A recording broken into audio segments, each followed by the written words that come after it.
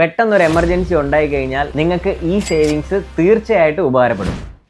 ഞാൻ എൻ്റെ mutual ഫണ്ടിൻ്റെ portfolio നോക്കിക്കൊണ്ടിരുന്നപ്പോൾ ഓർമ്മ വന്നൊരു കാര്യം ഞാൻ പറയാവേ. പണ്ട് ഞാൻ ഇതിലേക്ക് ഒരു 500 രൂപ ഇൻവെസ്റ്റ് ചെയ്യുന്ന കാര്യം ആലോചിക്കുമ്പോൾ എനിക്ക് ഭയങ്കര മടിയായിരുന്നു. പക്ഷെ ഞാനിപ്പോൾ നല്ലൊരു തുക ഇൻവെസ്റ്റ് ചെയ്യുന്നുണ്ട്. അതിന് എന്നെ കേപ്പബിൾ ആക്കിയത് എൻ്റെ മൈൻഡ് തന്നെയാണ്. കാരണം വെച്ച് കഴിഞ്ഞാൽ ഇതിനകത്തിൽ ഇൻവെസ്റ്റ് ചെയ്ത് കഴിഞ്ഞാൽ പൈസ പോവോ, ഒരുപാട് റിസ്ക് ആണോ എന്നൊക്കെ ആലോചിച്ചുകൊണ്ടിരുന്ന ഞാൻ ഇപ്പോൾ അതിൽ നിന്നൊക്കെ മാറി നെക്സ്റ്റ് ഇയർ എങ്ങനെ ഈ ഒരു എമൗണ്ട് അക്യുമുലേറ്റ് ചെയ്യാമെന്ന് ആലോചിച്ചുകൊണ്ടാണ് ഇപ്പോൾ ഇരിക്കുന്നത്. എനിക്ക് പ്രത്യേകിച്ച് എടുത്തു പറയാനുള്ളത് ഒരു 20 വയസ്സ് മുതൽ 25 വയസ്സ് വരെ പ്രായമുള്ളവരോട്. നിങ്ങൾ ഈ വീഡിയോ വേണമെങ്കിൽ ഇപ്പൊ സേവ് ചെയ്ത് വെച്ചോ. നിങ്ങൾ ഒരു 25 വർഷത്തേക്ക് ഇതുപോലെ എന്തെങ്കിലും എന്ന് പറയുമ്പോൾ മ്യൂച്വൽ ഫണ്ട് ആയിക്കോട്ടെ, ക്രിപ്റ്റോ ആയിക്കോട്ടെ, ഗോൾഡ് ആയിക്കോട്ടെ, നിങ്ങൾ എവിടെയെങ്കിലും നിങ്ങളുടെ കയ്യിൽ ഒരു 1000 രൂപ എക്സ്ട്രാ എടുക്കാനുണ്ടെങ്കിൽ നിങ്ങൾ അത് ഇൻവെസ്റ്റ് ചെയ്യുക തന്നെ ചെയ്യണം. ഞാൻ ഇന്നത്തെ കാര്യം മാത്രം നോക്കിയാൽ പോരെ, നാളത്തെ കാര്യം എന്തിനാണ് ഞാൻ നോക്കുന്നതെന്നൊക്കെ നിങ്ങളെ പോലെ തന്നെ ഞാനും ആലോചിച്ചിട്ടുണ്ട്. പക്ഷെ നാളെ നിങ്ങൾക്കോ നിങ്ങളുടെ പേരൻസിനോ നിങ്ങളുടെ കുട്ടികൾക്കോ ഒക്കെ വേണ്ടിയിട്ട് പെട്ടെന്നൊരു എമർജൻസി ഉണ്ടായി കഴിഞ്ഞാൽ നിങ്ങൾക്ക് ഈ സേവിങ്സ് തീർച്ചയായിട്ടും ഉപകാരപ്പെടും. നിങ്ങൾക്ക് അഡ്വൈസസ് എടുക്കാം.